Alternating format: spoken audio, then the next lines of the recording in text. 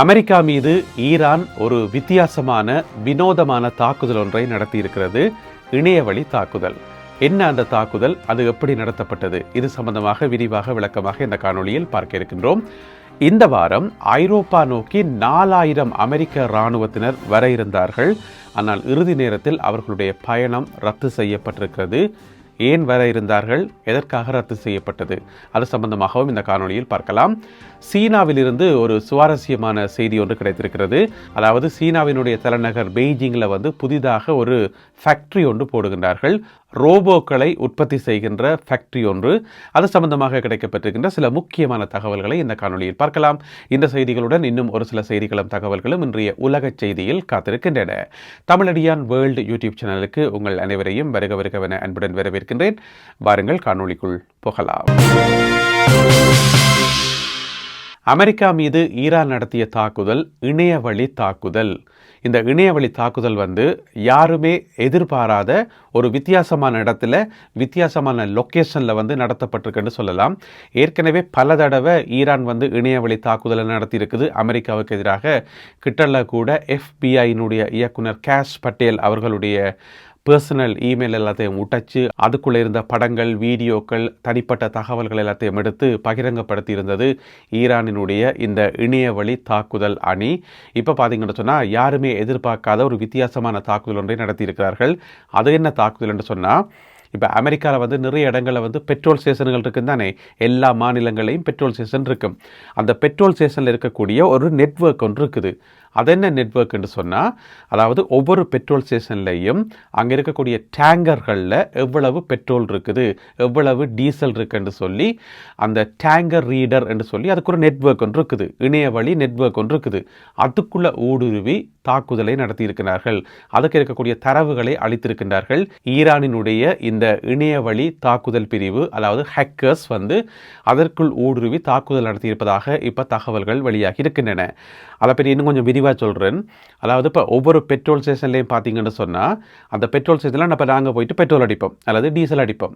அந்த பெட்ரோலும் டீசலும் எங்கேருந்து வருது, அது நிலத்துக்கு கீழே பார்த்தீங்கன்னு சொன்னால், நாங்கள் எதிலேருந்து பெட்ரோல் அடிப்போமோ அதுக்கு கீழே அந்த யூகேல அந்த இடத்த ஃபோர்கோட்னு சொல்கிறது.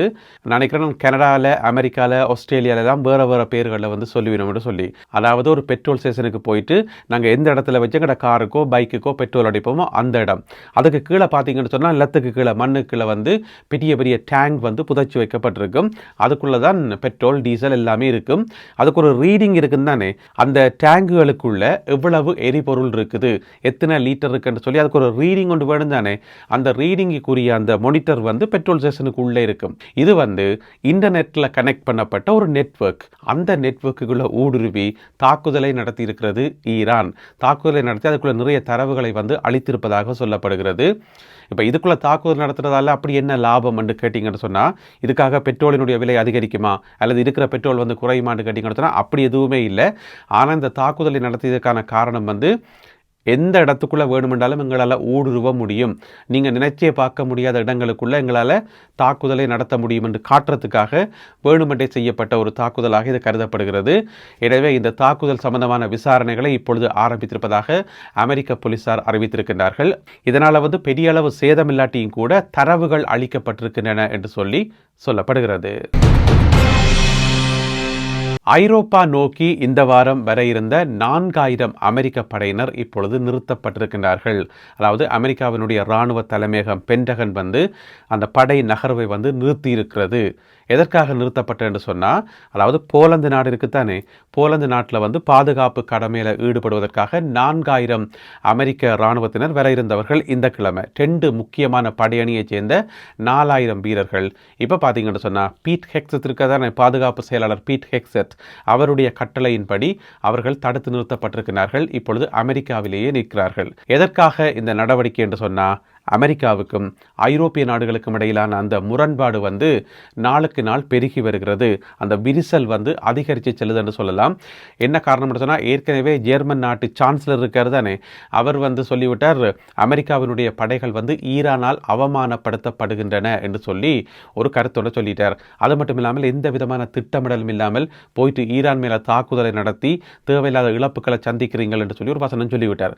அதிலிருந்து அமெரிக்காவுக்கு சரியான கோபம். டொனால்ட் ட்ரம்ப் அவர்களுக்கு சரியான கோபம் ஐரோப்பிய நாடுகள் மேலே, மிக முக்கியமாக ஜெர்மனி மேலே. அப்போ உடனே என்ன அறிவிப்பு வந்துன்னு சொன்னால், ஜெர்மனியில் இருக்கக்கூடிய அமெரிக்க இராணுவத்தினரில் இருந்து ஒரு 5000 பேரை வந்து நாங்கள் பின்வாங்க போகிறோம் என்று சொல்லி, அதாவது இப்போதைய சூழ்நிலையில் பார்த்தீங்கன்னு சொன்னால் ஜெர்மனியில் 36,000 அமெரிக்க இராணுவத்தினர் நிற்கிறார்கள். ஜெர்மனியில் தான் மிகப்பெரிய படைத்தளங்கள், விமான படைத்தளங்கள், மிகப்பெரிய மருத்துவமனைகள் எல்லாமே இருக்குது. அப்போ அந்த 36,000 படையினரில் இருந்து முதல் கட்டமாக 5,000 படையினரை நாங்கள் பின்வாங்க போகிறோம் என்று சொல்லி ஏற்கனவே அறிவிக்கப்பட்டிருந்தது. இப்போ பார்த்தீங்கன்னு சொன்னால் போலந்து நோக்கி செல்ல இருந்த 4,000 பேரை தடுத்து நிறுத்தியதன் மூலம், இதன் மூலம் ஐரோப்பாவுக்கான தன்னுடைய ஆதரவை அமெரிக்கா கொஞ்சம் கொஞ்சமாக குறைக்க ஆரம்பித்திருக்கிறது என்று சொல்லி ஆய்வாளர்கள் சொல்கின்றார்கள். இதுக்கு வந்து போலந்தினுடைய ரியாக்ஷன் என்று சொன்னால், ஐயா டொனால்ட் ட்ரம்ப், உங்களுக்கு வந்து ஜெர்மனியோட தான் கோபம், அங்கே தானே நீங்கள் படைகளை குறைக்க போகிறோன்னு சொன்னீங்கள், பிறகு நாங்கள் என்ன செய்த, நாங்களே எங்களுக்கு அனுப்ப வேண்டிய படைகளை வந்து குறைச்சனீங்க என்று சொல்லி இப்போ போலந்துக்கே விளங்கலை என்ன நடக்குது என்று சொல்லி. எனவே நேற்று இரவு தான் இந்த அறிவிப்பு வெளியாகி இருந்தது. எனவே இன்று அல்லது நாளை இது சம்பந்தமாக பேச்சுவார்த்தை நடத்தப்படும் என்று சொல்லி எதிர்பார்க்கப்படுகிறது. இருந்தாலும் ஐரோப்பிய நாடுகளுக்கான தன்னுடைய உதவியை டொனால்ட் ட்ரம்ப் அவர்களுடைய நிர்வாகம் வந்து கொஞ்சம் கொஞ்சமாக குறைக்க ஆரம்பித்திருக்கிறது. இது இந்த இரண்டு பெரும் தேசங்களுக்கு இடையிலான இடைவெளியை அதிகரிக்கிறது என்று சொல்லி ஆய்வாளர்கள் சுட்டிக்காட்டியுள்ளார்கள். சீனாவிலிருந்து ஒரு சுவாரஸ்யமான செய்தி. அதாவது சீனாவினுடைய தலைநகர் பெய்ஜிங் இருக்குத்தானே, அதில் வந்து புதுசாக ஒரு ஃபேக்ட்ரி ஒன்று போடினோம், ஒரு தொழிற்சாலை ஒன்று. எதுக்காக இந்த தொழிற்சாலை என்று சொன்னால் ரோபோக்களை உற்பத்தி செய்வதற்கு. அதாவது மனிதர்களைப் போல இருக்கக்கூடிய ஹியூமனைட் ரோபோஸ் என்று சொல்லுவது தானே, அந்த ரோபோக்களை வந்து உற்பத்தி செய்கிறதுக்கு, அதுவும் ஒவ்வொரு வருஷமும் 10,000 ரோபோக்களை வந்து உற்பத்தி செய்கிறதுக்காக இந்த மிக பிரம்மாண்டமான ஒரு ஃபேக்ட்ரி ஒன்று இப்போ போடப்படுதாம். இதன் மூலம் இந்த வருஷ கடைசியிலிருந்து இனி ஒவ்வொரு வருஷமும் 10,000 ரோபோக்களை வந்து உற்பத்தி செய்ய போகிறார்களாம். எதுக்கு வருஷம் 10,000 ரோபோக்களை உற்பத்தி செய்கிறீங்கன்னு கேட்டால், இப்போ ரோபோக்கள் வந்து எல்லா இடம் வந்துட்டு, மிக முக்கியமாக சீனாவில் பார்த்தீங்கன்னு சொன்னால் எல்லாட்ட வீடுகளுக்கும் இப்போ கொஞ்சம் கொஞ்சமாக பெற ஆரம்பிச்சிருக்காம். ஏராளமான மக்கள் வந்து ரோபோக்களை வாங்கி வாங்கி தங்களுடைய வீடுகளில் வந்து வச்சுக்கிறார்களாம். ஏன்னா நிறைய ஹெல்ப்ஃபுல்லாக இருக்கும். வீடு கூட்ட போகிறீங்களா, கூட்டும். சமைக்க போகிறீங்களா, சமைக்கும். எல்லாத்தையும் க்ளீன் பண்ண போகிறீங்களா, க்ளீன் பண்ணும். சட்டிவான கழுவ போகிறீங்களா, கழுவும். எல்லா வேலைகளையும் வந்து ரோபோவே செய்யும். அதை வீட்டில் வந்து தூசுகள் தட்டுறது, ஒட்டடை அடிக்கிறது, இருக்கிற எல்லா வேலைகளையும், இந்த மாதிரி எல்லா வேலைகளையும் இப்போ ரோபோக்கள் பார்க்க ஆரம்பிச்சிருக்காம். அதனால் வீட்டுக்கு ஒரு ரோபோவை வாங்கி வச்சுருந்தா ஒரு பிரச்சனையுமே இல்லை, எல்லா வேலையும் இலகுவாக இருக்கும் என்று சொல்லி நாங்கள் எங்கட பாட்டில் ஜாலியாக இருக்க வேண்டியான்னு சொல்லி இப்போ வீட்டுக்கு வீடு ரோபோக்கள் வாங்குகின்ற கஸ்டமர்ஸினுடைய எண்ணிக்கை வந்து அதிகரிச்சுட்டு தான். அதனால் இந்த ஃபேக்ட்ரி போடப்படுது என்று சொல்லி சைனாவில் இருந்து இந்த செய்தி வெளியாக இருக்கிறது. நீங்கள் கேள்விப்பட்டிருப்பீங்கள், போன வருஷம் 2025ஆம் ஆண்டு ரோபோக்களுக்கான மரதனோட்ட போட்டி முதல் முறையாக, இந்த உலகத்திலேயே முதன்முறையாக ரோபோக்களுக்கான மரதனோட்ட போட்டி நடந்தது. அதனுடைய 2ஆம் கட்டம் இந்த வருஷம் நடந்தது. போன மாதம் நடந்து அதில் மிகவும் வெற்றிகரமாக அந்த ரோபோக்கள் வந்து மரதனோட்ட போட்டியில் கலந்து கொண்டது. ஓடுற வழியில் எங்கேயும் அது பள்ளம் இருந்தால் அந்த பள்ளத்துக்குள்ளே கொண்ட காலை வைக்காமல் விலத்தி எல்லாம் ஓடுதான். ஏதாவது தடைகள் இருந்தால் மற்ற பக்கம் வளைஞ்செல்லாம் ஓடுதான். ஏன்னா மனுஷர் மாதிரி அந்த அளவுக்கு சிந்திக்கிற ஆற்றல் பெற்றிருக்காம இந்த ரோபோக்கள். எனவே ரோபோக்கள் வந்து மரதனோட்ட போட்டியில் வந்து வெற்றி அடைந்ததை தொடர்ந்து இப்பொழுது ஏராளமான மக்கள் வந்து தங்களுடைய வீடுகளுக்கு தேவையான ரோபோக்களை வாங்குவதற்கு ஆர்வம் காட்டி வருகின்றார்களாம். அது மட்டும் இல்லாமல் கடைகள் இருக்கு தானே, சூப்பர் மார்க்கெட்ஸ், அதுக்கும் வந்து எல்லா கடைகளுக்கும் இப்போ கொஞ்சம் கொஞ்சமாக சைனாவில் ரோபோக்கள் வர ஆரம்பிச்சிருக்காம். கஸ்டமர்ஸுக்கு வந்து ஹெல்ப் பண்ணுறது, ஏதாவது பொருட்கள் தேவை என்று சொன்னால் அதை வந்து கண்டுபிடிச்சு கொண்டு வந்து தாரத்துக்கு, அல்லது ஒரு பொருள் வந்து முன்னுக்கு செல்ஃபில் இல்லை ஆனால் பின்னுக்கு அங்கே ஸ்டோரில் இருக்குன்னு சொன்னால் நீங்கள் ரோபோட்டை சொன்னால் சரி அடித்து பிச்சு கொண்டு போய் உடனே எடுத்து கொண்டு வந்து தந்துடும் உங்களுக்கு. இந்த மாதிரி எல்லா விதமான உதவிகளையும் சூப்பர் மார்க்கெட்ஸில் இருந்து ரோபோக்கள் செய்யலாம். அது மட்டும் இல்லாமல் அலுவலகங்கள், எல்லா ஆஃபீஸஸ்லையும் வந்து இப்போ ரோபோக்கள் பயன்படுத்த ஆரம்பித்திருக்கிறார்களாம். மிக முக்கியமாக இந்த தொழிற்சாலைகளுக்கு தானே பேக் பண்ணுறது, பார்சல் பண்ணுறது, லேபிள் ஒட்டுறது, இந்த மாதிரியான ஃபேக்ட்ரிஸ் வழியை இப்போ முழுக்க ரோபோக்கள்லாம் பயன்படுத்துகிறார்களாம்.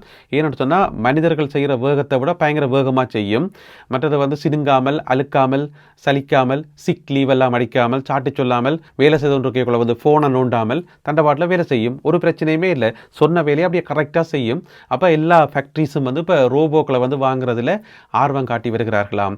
அதனால தான் இந்த மிக பிரம்மாண்டமான ஃபேக்ட்ரி, ஒரு வருஷத்துக்கு 10,000 ரோபோக்களை உற்பத்தி செய்கிற ஃபேக்ட்ரி உலகத்திலேயே முதலாக சீனாவில் தான் உருவாக்கப்பட்டு கொண்டிருக்கிறது என்று சொல்லி இந்த செய்தியில் வந்து சொல்லப்படுகிறது. எனவே மிக விரைவில் இப்போ எப்படி எங்களோட கைகளில் வந்து எல்லாற்ற கையிலே மொபைல் ஃபோன்ஸ் இருக்கோ, அதே மாதிரி இன்னும் ஒரு 2-3 வருஷம் அல்லது ஒரு 5 வருஷத்தில் பாருங்க, எல்லாற்ற வீடுகளையும் நாங்களே ரோபோக்கள் வாங்க ஆரம்பிச்சிருவோம் என்று சொல்லி நான் நினைக்கிறேன். இவ்வளவு உதவியாக இருந்தால், இவ்வளவு ஹெல்ப்ஃபுல்லாக இருந்தால் யார் தான் வாங்க மாட்டார்கள்? எனவே எனவே இனி ரோபோக்களின் காலம்.